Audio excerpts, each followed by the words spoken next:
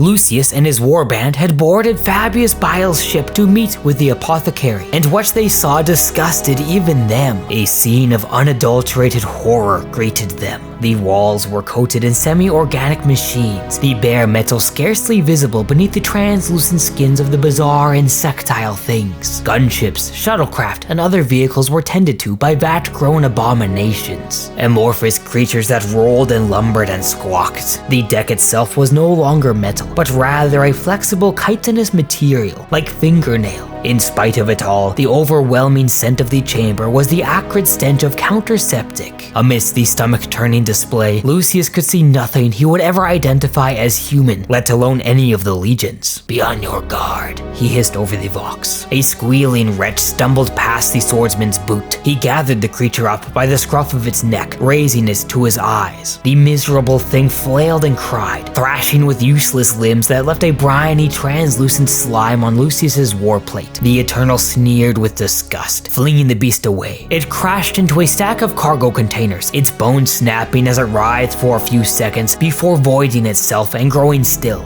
The boom of heavy, ponderous tread turned Lucius's head. A gigantic ape-like beast thumped a scaly fist against its chest, surrounded by a swarm of more of the mewling wretches. It glared down at Lucius with a cluster of beady compound eyes, bearing a maw full of yellowed tusked fangs. "Well," sighed Lucius as he drew the Laren blade, "I suppose now this is happening." The cohorts Nasicae brought up their own weapons. The Rypax hissed, lightning webbing their talons. The beast smashed its fist down against the deck and leapt forwards to charge. "That will be quite enough, my boy." The voice stilled the milling squall of abused monstrosities to the closest they were capable of silence. The hulking colossus skidded to a stop. A figure appeared from behind it, strolling casually through the sea of its deviant creations, which drew away or carpeted the deck beneath his boots to form his path. Ancient power armor that still bore traces of 3rd Legion purple beneath a coat of flayed faces sparked and groaned with despair. Yet the whirring arachnoid limbs of his Chirurgeon backpack, ending in blades, surgical bone saws, and other cruel, less identifiable instruments gleamed in the light with fresh oils, maintained with the utmost care and attention. He approached bareheaded, an emaciated husk of a skull topped with wisps of stringy white hair.